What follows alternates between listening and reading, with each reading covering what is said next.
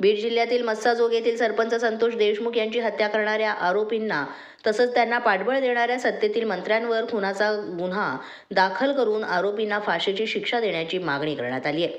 महागाव येथे याबाबत जन आंदोलन आधार संघर्ष समितीचे संस्थापक अध्यक्ष जगदीश नरवाडे आणि तालुक्यातील मराठा समाजातील समुदायानं माननीय राज्यपाल महाराष्ट्र शासन यांना निवेदन देऊन सरपंच संतोष देशमुख यांची हत्या करणाऱ्या नराधमांना आणि त्यांना पाठबळ देणाऱ्या सत्तेतील राजकीय नेत्यांवर कारवाई करण्याची मागणी निवेदनाद्वारे केलेली आहे।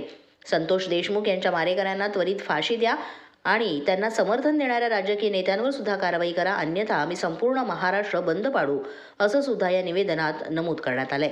मराठी 9 न्यूजसाठी सचिन उबाळे, महागाव।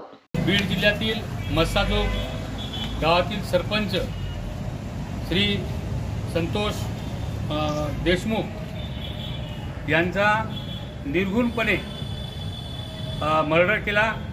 त्या घटनेला आज 20 दिवस झाले, अजूनपर्यंत मुख्य आरोपी हा पकडला गेला नाही।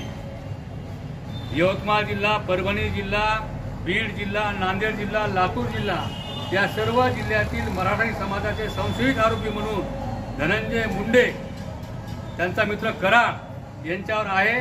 सत्तेत असल्यामुळे या लोकांना कोणी हात लावायला तयार नाही। पहिले तो या गद्दाराला सत्तेच्या बाहेर काढा आणि त्यानंतर निष्पक्ष अशी चौकशी करा, अशी मागणीचं निवेदन आज जन आंदोलन आधार संघर्ष समितीच्या वतीने महागाव तालुक्याच्या वतीनं आज माननीय तहसीलदार साहेब यांना देण्यात आलं। यामध्ये आम्ही सांगितलं की या लोकांना बाहेर काढा आणि न्याय द्या, नसता महाराष्ट्र बंदची हाक आम्ही यावेळेस आता देणार आहोत। 8 दिवसाचा त्यांना अल्टिमेटम दिलेला आहे। अशा साधारण व्यक्तीच्या पाठीमागं एवढ्या मोठ्या धनाढ्य लोक, मंत्री लोक असतात, यांना न्याय मिळत नाही। तिथले ते आमदार सुरेशजी धस यांचं मी जाहीर अभिनंदन करतो की त्या व्यक्तीनं पाठीमागं त्यांच्या राहून या मर्डरला वाचा फोडली आणि न्याय देण्याचं काम करत आहेत। त्यांना त्या व्यक्तीला तुम्ही Z+ कॅटेगरीची सुरक्षा द्या।